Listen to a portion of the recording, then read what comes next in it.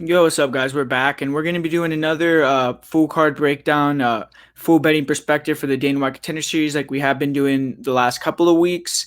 And we're just going to jump right into it. Obviously, you could see on the ticker below, it's sponsored by odds.com. We are at Odds HQ on the YouTube channel. So go to the website, check everything out. They got the NBA playoffs going full force now. I think NHL playoffs as well. They, have a lot of stuff for UFC also. So check out the website, check out everything else that's going on the channel as well. But you know what we're all here for. We're here to break down the Dana White Contender Series. The first fight of the night, Kevin Seiler versus Kenny Cross.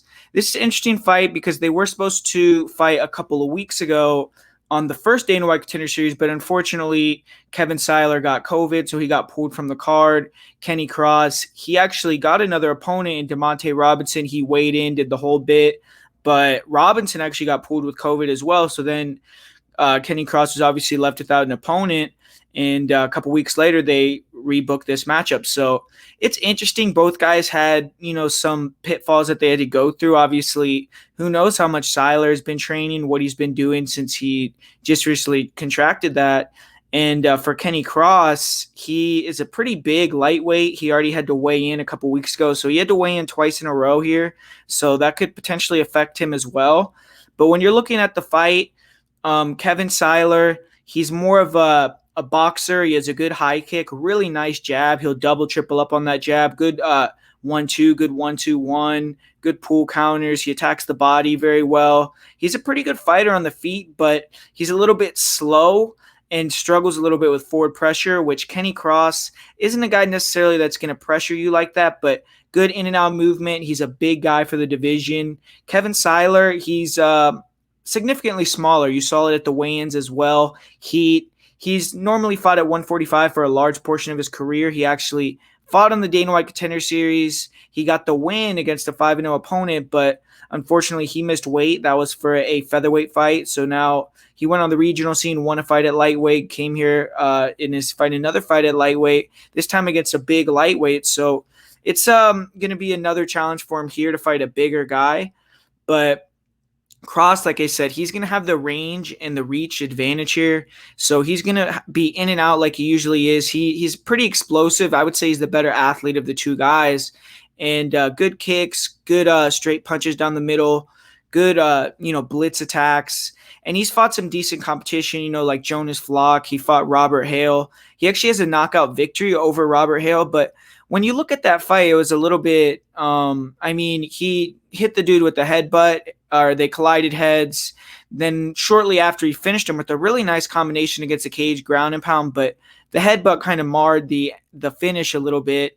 And then even in his fight with Jonas Flick as well, or I believe that was his last name, he was getting taken down a lot in that fight. I really don't think Kenny Cross has the greatest jiu-jitsu or the greatest wrestling and composure when he comes forward. I mean, like I said, he's an in and out guy, but when he comes in, I mean, he could be very just throw wild kicks, throw wild punches, overextend.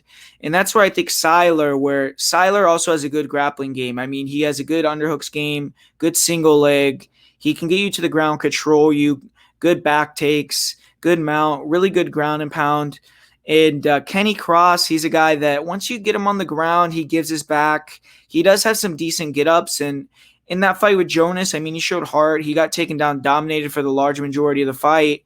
And, kept getting up, though. And eventually he landed this really nice uppercut that knocked out Jonas. But that was after getting dominated about 2.5, almost 3 rounds. In this fight with Kevin Seiler, I just like Seiler, man. I see a lot of love for Kenny Cross, and I mean, he's the type of guy that, somewhat people would like. I mean, he has dangerous finishes. He's a flashy guy. He's got a lot of bravado at the weigh-in. You saw him talking and stuff, but I just think Seiler on the feet, he has to be very careful because Cross is dynamic, but Cross isn't like an elite striker. He just has, dangerous tools. So Seiler just has to avoid that, wait for him to overextend, take him down, and I think he'll be able to do that. All 3 of Kenny Cross's losses have come via submission. Like I said, he likes to give his back when he stands up. So the way I see this fight going down is I think that Seiler early on, maybe Cross will come out hot. Seiler is circling. Maybe he'll get hit a little bit, backing up, looking like Cross is maybe doing well, but I think once he hits a takedown, it's a couple takedowns, you'll start to see, the energy level for Cross diminish. You'll start to see Seiler starting to get a little bit more confident. And then I think Seiler will eventually take the back, get a rear naked choke. So I like Seiler there. The odds, when we're looking at the odds here, it's a close fight. They got Kevin Seiler at most places around minus 180. Kenneth Cross is plus 150. And for over 1.5 rounds, it's minus 150. Under 1.5 rounds, plus 120. That's an interesting prop. I mean, if you like Kenneth Cross, I think it's going to go under 1.5. But for me, I actually believe it's going to go over. Fight doesn't go to decision, minus 260. Don't see a lot of value in that. I wouldn't do that. Seiler to win inside the distance is minus 120. To win by decision, plus 395. I like that prop there for him to win by decision. And yeah, I mean, I think Kevin Seiler should definitely get this one done. I think he's the better fighter. And it should be a good one. I mean, obviously, Kenny Cross is no slouch, but I think Kevin Seiler will get that one done. And then up next, we got Josh Parisian versus Chad Johnson. This is a, kind of a sloppy heavyweight fight. But Chad Johnson, man, I mean, he's a guy that could easily make 205. He weighed in at the weigh-in today at 215 pounds. And when you look at him in his previous fights, I mean, he's a big, jacked up guy that looks like he's a 205er, but has a lot of muscle. Maybe he could even make 185. But I saw him at the scales today. He looked a little bit deflated. He looked a little bit like he had more fat in his stomach area. So I don't know if that's a USADA thing or what it is, but he did come in at 215 pounds, only 12 pounds less than what he usually weighs in at. But if you're 215, man, you could easily make 205 in my opinion. And his opponent, Josh Parisian, he's 265 pounds. So he's tipping the fucking scales, man. He's coming in super heavy. And looking at this fight, I mean, Chad Johnson, he's the better athlete of the two guys. He's faster, he's more explosive, he moves better. But both guys are pretty good athletes, and Josh is surprisingly quick, surprisingly light on his feet for a guy that's 265 pounds.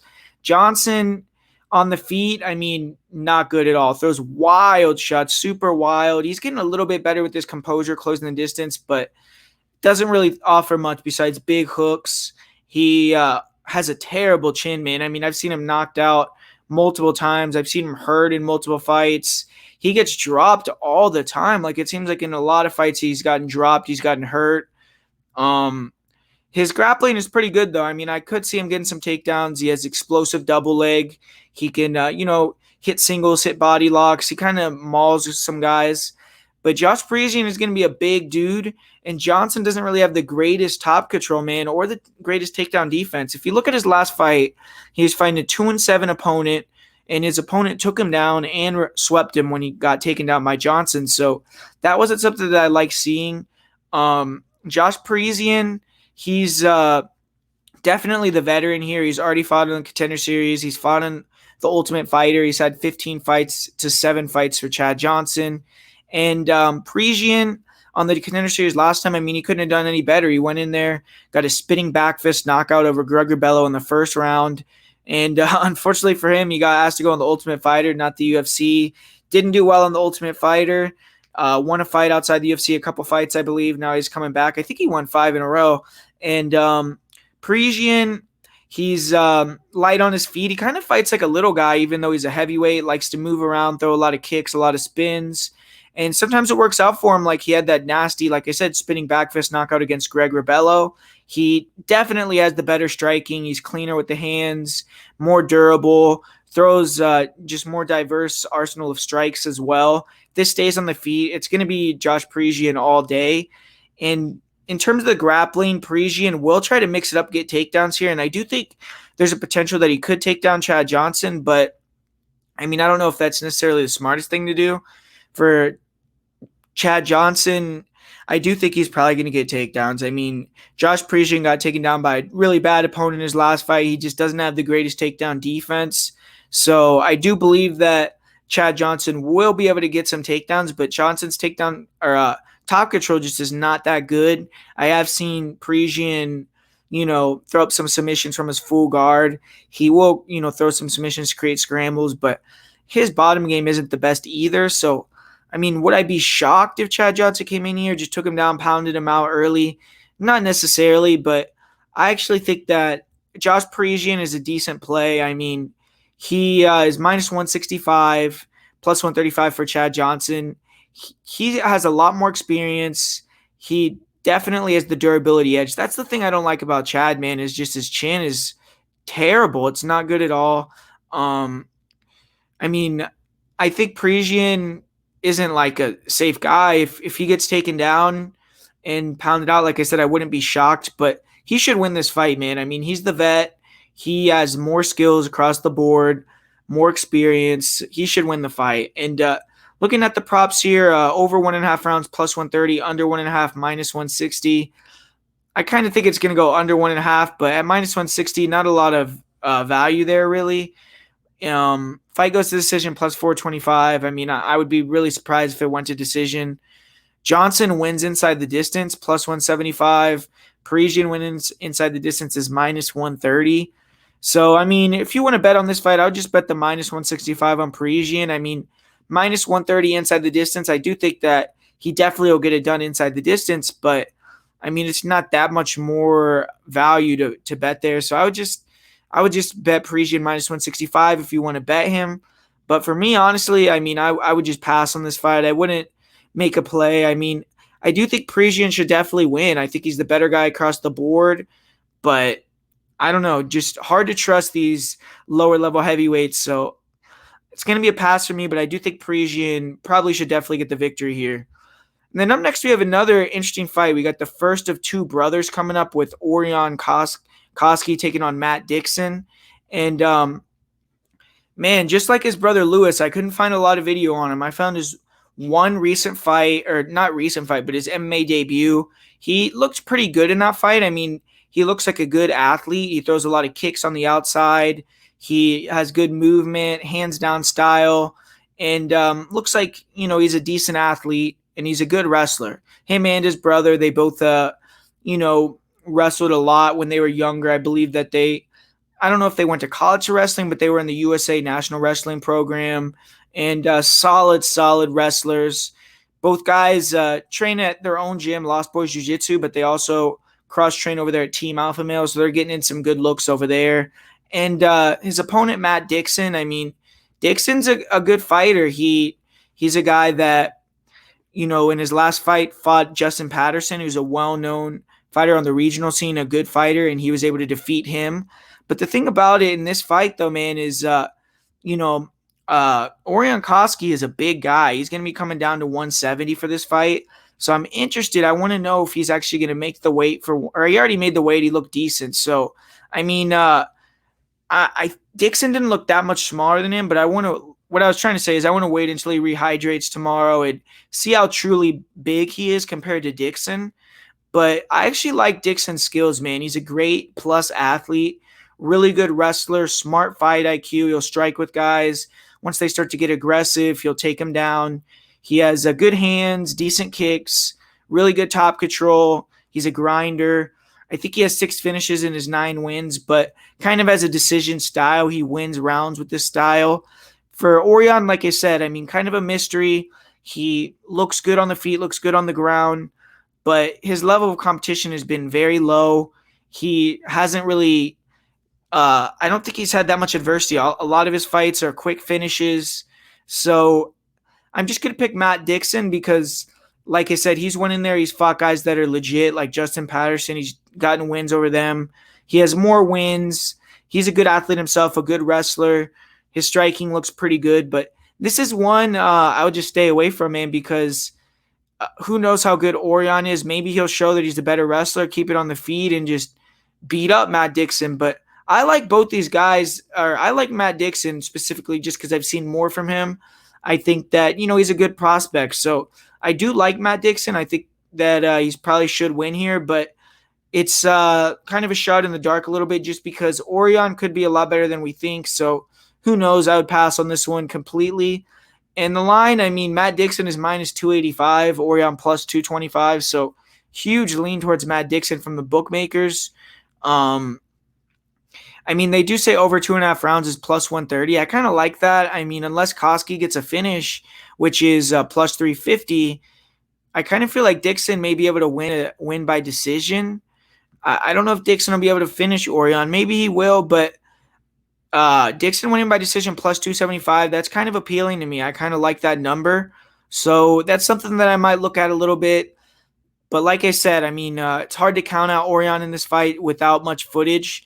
So, yeah, that's what I got to say about that one. That's an interesting fight there. And then with the other one, the co-main event, the female fight, Cheyenne Bays taking on Hillary Rose. Man, I mean, this is an interesting fight just solely because I like Cheyenne Bays. I think she's pretty good. I mean, she has a Taekwondo style, light on her feet, cuts angles well, good kicks, good punches, good timing, good pull counters. And Hillary Rose, she's not bad herself. I mean, she has good kicks. She can set up the kicks with her punches pretty well. She throws some spinning kicks, but I think on the feet, Baez is the better striker. I think she has better footwork, better movement. Both girls don't really look like they hit super hard, but Bays, she does in the past struggle a little bit with forward pressure when girls can, eat her shots and try to give one or take one to give one. She can kind of, get backed up a little bit, but she's super tough, man. I mean, I've seen a fight with her against Vanessa Demopoulos, who recently fought on the show, where she was dominating the fight. She was in top position and her elbow dislocated, and she was trying to hide it from the ref for like 30, 40 seconds. And yeah, I mean, she showed a lot of toughness in that fight and her other fights. She has gotten better with their grappling as well. I mean, if you look at her pro record, she's only 4-1, but if you go back, you look at her amateur record, she's fought some good girls in the amateurs. She fought Ashley Greenway, Jillian Robertson, Vanessa Demopoulos, like I just said. And she was competitive with some of those girls. And yeah, I mean, I feel like she kind of rounded out her game with the wrestling now. She will take down girls, stay in their full guard. And that's kind of how I see this fight going down. Hillary Rose, she's a brown belt in jiu-jitsu. She likes she has good, decent level changes too. So she may be able to hit a takedown on Bays. And if she can hit takedowns, it could get interesting. But if Bays can get takedowns, Rose has shown in the past against lower level girls that she accepts bottom position and her guard isn't super dangerous. So she maybe will hit a sweep on a low level girl or something like that. But I don't know if she's going to be able to sweep Cheyenne. I think Cheyenne will probably be able to just stay on top, stay safe, and win a decision. For Rose, I mean, if she can get a dominant position like the back, she could potentially do something. She has quite a few submissions on her record. But, I mean, I've seen her fall off the back before. She doesn't really have the greatest top control. And she's fought her whole career over there in CES MMA. She hasn't CES is a good promotion, but she stayed up north over there. She hasn't traveled anywhere. Cheyenne Bay, she's fought in LFA. She's fought over in South Africa before. She's traveled. She's done the whole thing. So I feel like Cheyenne Bays is a little bit more ready for the moment. Will probably get the victory here. She also trains at 47 May, which is a great gym. And she's a pretty big favorite, minus 280 here. For over 2.5 rounds, it's minus 240. I kind of agree with that. I don't really see a finish here. For the fight to go to decision, minus 185. I think that's pretty good value there. Rose winning inside the distance, which I think is kind of her path to victory, plus 465. Bays winning inside the distance, plus 260. Her by decision, minus 115. So that's a decent number right there. You can get almost even money for Cheyenne Bays to win a decision, and she's minus 280 on the money line. That's where I would go. If you want to bet on Cheyenne Bays, I would bet, by decision, minus 115. So, that's just my opinion on that fight. I don't think I would bet the 280. I just think that's a little steep there. And then we're going to get on to the main event here, but I don't really have a lot to say about the main event with Victor Reina and Louiskoski because, man, I couldn't find any of Louiskoski's fights. I found, I think, one amateur fight, one wrestling match. They were both from a very long time ago. So it's just a shot in the dark, man, if I give you guys the answer on this one. I'm not going to obviously advise any type of betting on here, but my pick's going to be Victor Reina just because of the level of opponents he's fought. He's fought Daniel Rodriguez. He's had a win over Daniel Rodriguez. He's fought guys like Miguel Baeza, gave him a hard time, hurt Miguel Baeza, who's in the UFC, beating guys like Matt Brown. He's fought guys like Kevin Holland.